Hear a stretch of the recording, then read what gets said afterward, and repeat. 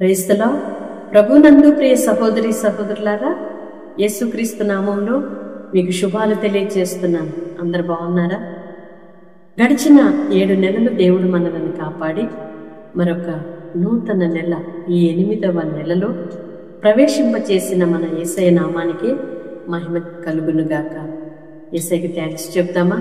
మరి 7 నెలలు ఎన్నో విపత్తులు, ఇబ్బందులు, ఇరుకులు, వ్యాధులు, బలహీనతలు, భయములు ఎన్నో మనలను వెంబడించినప్పటికీ, మనకి ఎదురైనప్పటికీ దేవుడు మరి వాటన్నిటిలో నుండి మనలను తప్పించి సురక్షితముగా ఈ 8వ నెలలో ప్రవేశింపచేశారు కదా.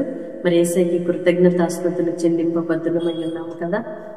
తప్పకుండా యేసయ్యకి కొద్ది నిమిషాలు మీరు మీ వ్యక్తిగతంగా ఆయనకు కృతజ్ఞతలు చెల్లించండి.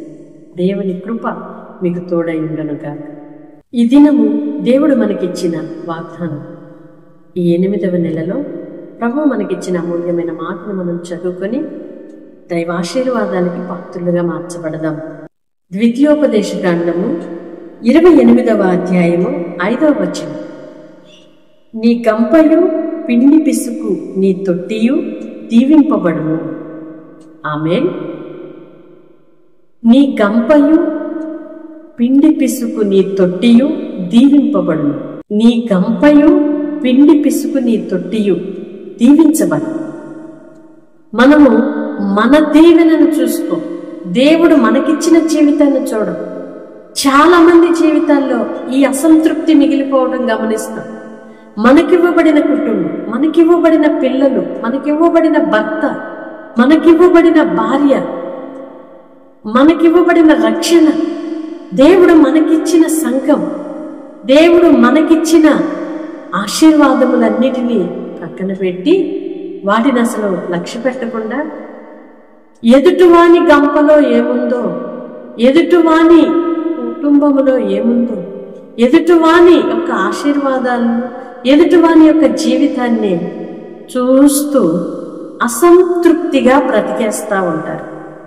అయితే దేవుడు అంటున్నాడు, నీ గంప దీవించబడును, నీ తొట్టి దీవించబడును, నీ జీవితము దీవించబడుతుంది, నీ ఆత్మీయ జీవితం వృద్ధి పొందుతావు, నీ పిల్లల జీవితం నేను దీవిస్తాను, నీ వ్యాపారము నేను దీవిస్తాను, నీ సంఘాన్ని నేను దీవిస్తాను, నీ ఆత్మీయ జీవితాన్ని నేను దీవిస్తాను అంటుంటే మనమేమో ఎదుటివాని యొక్క గంప, ఎదుటివాని యొక్క అనగా జీవితాన్ని, వారి ఆశీర్వాదాన్ని, వారి యొక్క వ్యాపారాన్ని, వారి చదువుల్ని, వారి పిల్లలని, వారి భవిష్యత్తులను చూస్తూ అసంతృప్తిగా బ్రతకటం ఎంతవరకు సమంజసం అని ఒక్కసారి మనం ప్రశ్న వేసుకుంటే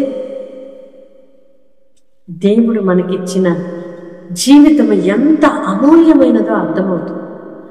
అందుకే ప్రభు అంటున్నాడు, నీ గంపను నేను దీవిస్తాను, నీ తొట్టిని నేను దీవిస్తాను.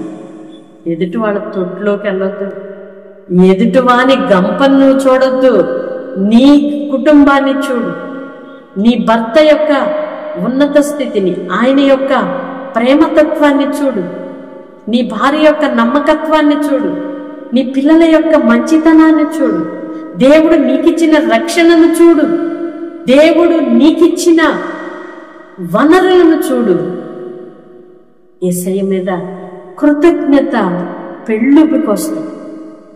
అందుకే దావీదు భక్తుడు అంటున్నాడు, అయ్యా ఇంతగా నన్ను హెచ్చించటానికి, ఇంతగా నీవు నన్ను ఆశీర్వదించటానికి నా కుటుంబం ఏ పాటిదయ్యా, నేనే పాటి వాడనయ్యా అంటే తన కుటుంబాన్ని ఆయన అంత క్షుణ్ణంగా, దేవుడిచ్చే ఆశీర్వాదాన్ని ఎంత పరిశీలనగా చూస్తున్నాడు కదా.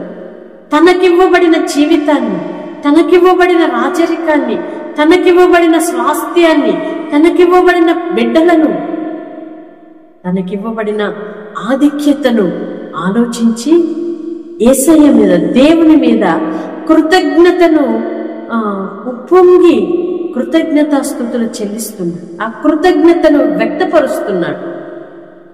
నీవు దేవుని ఎడల కృతజ్ఞత స్తుతి చెల్లించలేకపోవటంలో గల కారణం ఏంటో తెలుసా? ఎదుటివాని జీవితం చూస్తున్నావు, దేవుడు నీకు ఇచ్చిన ప్రాముఖ్యతను, ప్రాధాన్యతను, నీకు ఇచ్చిన ఒక అనాయింటింగ్ను, ఆ అభిషేకమును, రక్షణను నీవు చూడటం, నీవు గ్రహించటం, నీవు దానిని లక్ష్య పెట్టటం. అందుకే యేసయ్యకి కృతజ్ఞతలు చెప్పలేకపోతున్నావు. అందుకే గిన్నె నిండి పొర్లే అనుభవంలోనికి నువ్వు రాలేకపోతున్నావు. దేవుడు నీకు ఇచ్చిన స్థితిని నువ్వు చూడటం లేదు, లక్ష్య పెట్టడం లేదు. కాబట్టి నీవు నిండారులుగా దీవించబడే అనుభవంలోనికి రాలేకపోతున్నావని గ్రహిస్తే ఈ దినమందే నువ్వు ఒక నవనూతనమైన ఆశీర్వాదములోని స్వతంత్రించుకొని వెళ్ళడానికి ఒక అవకాశం ఇవ్వబడింది.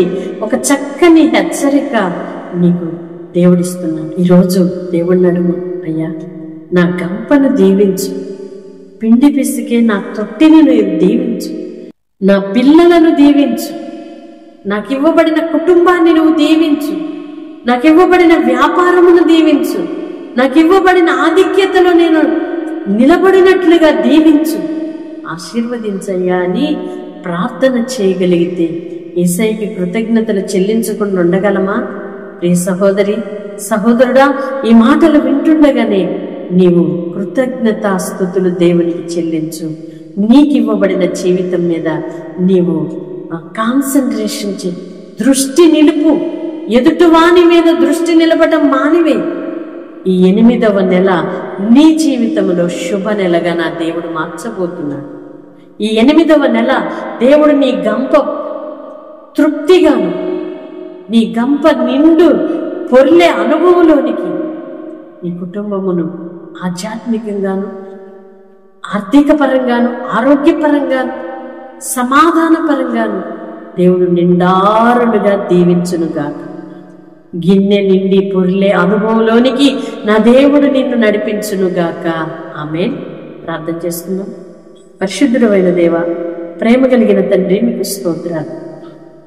ఈ 8వ నెలలో మమ్మలను ప్రవేశింపచేశారు. గడిచిన 7 నెలలు మీరు కాపాడారయ్యా.